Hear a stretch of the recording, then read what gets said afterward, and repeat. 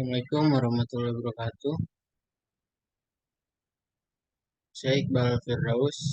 Di sini saya akan menjelaskan proses pembuatan sistem operasi.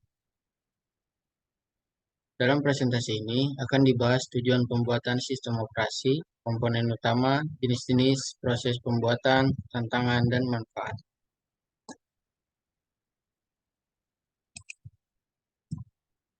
Asal mula sistem operasi. Pada awalnya, komputer hanya merupakan mesin besar yang sulit dioperasikan secara manual.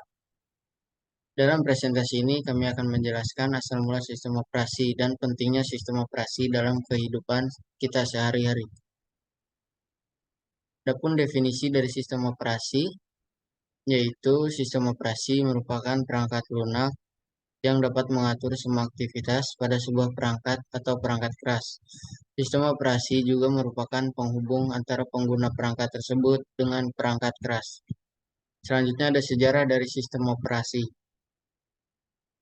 Sejarah sistem operasi dimulai pada tahun 1950-an ketika komputer pertama mulai digunakan secara komersial.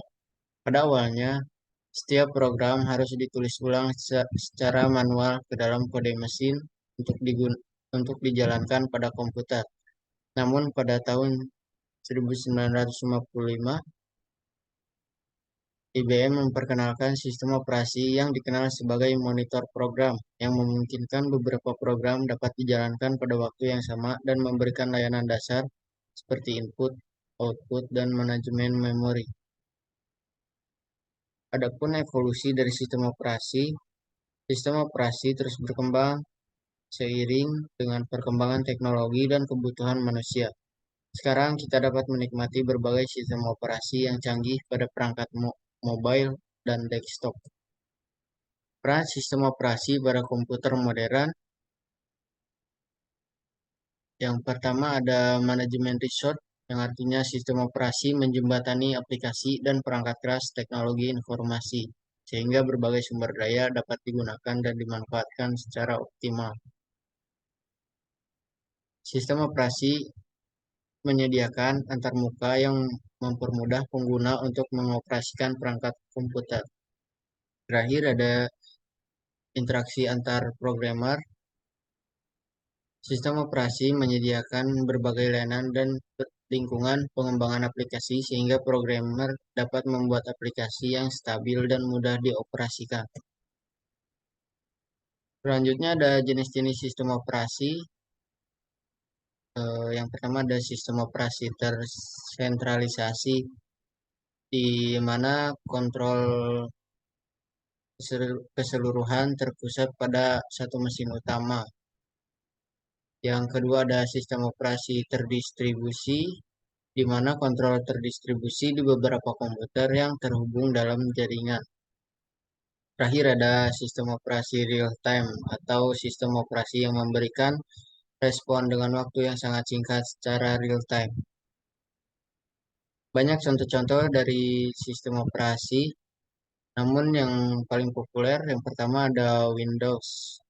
Microsoft Windows merupakan salah satu jenis sistem operasi yang digunakan pada komputer di seluruh dunia. Sistem operasi ini dibuat oleh Microsoft. Yang kedua ada macOS. Sistem operasi macOS dikembangkan oleh Apple. Semua komputer dan desktop Apple dan Macintosh dilengkapi dengan macOS versi terbaru, yang sebelumnya dikenal sebagai macOS X. Yang ketiga ada Android, sistem operasi berbasis Linux untuk perangkat mobile yang dikembangkan oleh Google. Sistem operasi Linux dibuat oleh programmer asal Finlandia bernama Linus Torvalds.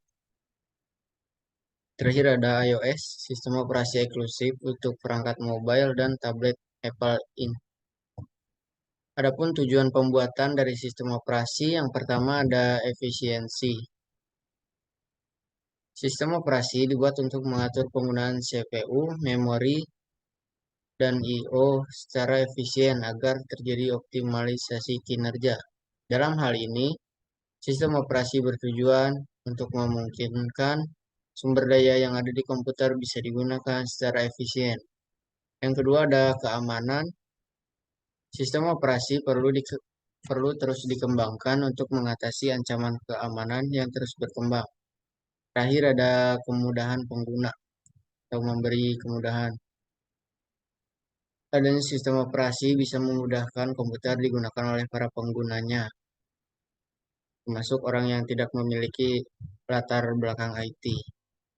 Adapun komponen utama dalam sebuah sistem operasi, yang pertama ada kernel. Kernel merupakan jantung dari sistem operasi, mengatur akses ke CPU, memori, dan I/O. Kedua ada driver. Driver memungkinkan perangkat keras berkomunikasi dengan sistem operasi. Tiga ada file system yang berguna untuk menyimpan dan mengatur data pada hard drive. Yang keempat ada program, yaitu aplikasi yang dijalankan oleh sistem operasi. Untuk proses pembuatan sistem operasi, yang pertama ada analisis kebutuhan, yaitu menentukan kebutuhan pengguna dan menentukan fitur yang harus ada dalam sistem operasi. Yang kedua ada perencanaan yang bertugas mengembangkan rencana desain dan algoritma operasi awal untuk sistem operasi. Yang ketiga ada pembuatan prototipe atau atau membuat prototipe sistem operasi untuk menguji kinerjanya. Yang keempat ada pengujian dan penyesuaian. Menguji kinerja prototipe, mengoptimalkan kode, memperbaiki kesalahan, dan membuat tugas akhir. Adapun tantangan dalam pembuatan sistem operasi, yang pertama ada kompleksitas. Sistem operasi harus mengatur banyak variabel yang mempengaruhi kinerja seperti memori, prosesor, disk, dan jaringan. Kedua ada keamanan. Semakin populer sebuah sistem operasi, semakin besar kemungkinan serangan keamanan terhadapnya. Yang ketiga ada kompatibilitas perangkat keras. Banyak perangkat keras berbeda yang tersedia dan membuat sistem operasi yang bekerja pada semua perangkat itu sulit. Cara kerja sistem operasi, yang pertama ada proses manajemen. Untuk bisa berjalan, sebuah proses tentunya membutuhkan yang namanya resource atau sumber daya tertentu untuk menyelesaikannya. Resource yang dibutuhkan tersebut adalah seperti waktu CPU, memori, file, dan perangkat input-output. Inilah yang disebut dengan proses manajemen. Yang kedua ada manajemen memori. Sistem operasi mengelola penggunaan memori untuk setiap proses dan mencegah terjadinya konflik. Proses inilah yang disebut dengan manajemen memori utama. Yang ketiga ada manajemen file. Sistem operasi mengorganisir dan menyimpan file-file dalam sistem komputer.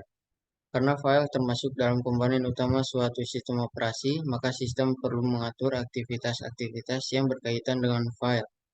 Ini yang dinamakan manajemen file.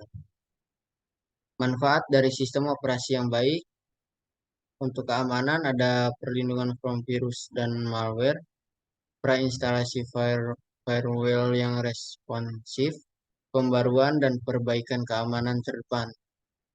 Untuk stabilitas ada recovery data yang lebih cepat, sistem operasi terus diperbarui dan ditingkatkan untuk meningkatkan kinerja, meminimalisir kerusakan perangkat dan kehilangan data. Untuk performa ada manajemen sumber daya yang baik, peran lebih banyak tugas dalam waktu yang lebih singkat sehingga alur kerja yang lebih lancar, memberikan pengalaman pengguna yang lebih baik. Fungsi-fungsi utama dari sistem operasi yaitu yang pertama ada pengelolaan sumber daya. Sistem operasi mengelola penggunaan CPU, memori, dan perangkat keras lainnya secara efisien. Yang kedua ada penyediaan antarmuka. Sistem operasi menyediakan antarmuka untuk pengguna berinteraksi dengan komputer.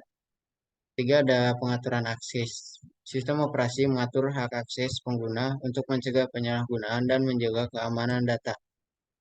Perbedaan antara sistem operasi desktop dan mobile. Untuk sistem operasi desktop, biasanya dirancang untuk komputer desktop dan laptop dengan fokus untuk multitasking dan fitur lengkap. Untuk sistem operasi mobile dirancang untuk perangkat mobile seperti smartphone dan tablet dengan fokus pada mobilitas dan efisiensi daya. Perkembangan sistem operasi yang pertama ada dari Windows 95 ke Windows 11. Menelusuri evolusi Windows dari yang sederhana menjadi sistem operasi canggih dengan Windows 11. Selanjutnya ada Linux Distribution memperkenalkan berbagai distribusi Linux populer seperti Ubuntu, Fedora, dan CentOS. Yang terakhir ada macOS Big Sur mengenal fitur-fitur baru dan antarmuka yang modern dari macOS Big Sur. Sistem operasi untuk masa depan. Sistem operasi untuk masa depan akan terus menghadirkan inovasi seperti kecerdasan buatan, komputasi awan, dan integrasi yang lebih erat dengan perangkat pintar. Kesimpulan dan penutup. Untuk kesimpulannya, sistem operasi adalah software penting yang mengontrol dan mengkoordinasi pengguna hardware komputer, mempermudah interaksi pengguna dan programmer, dan memungkinkan optimalisasi sumber daya.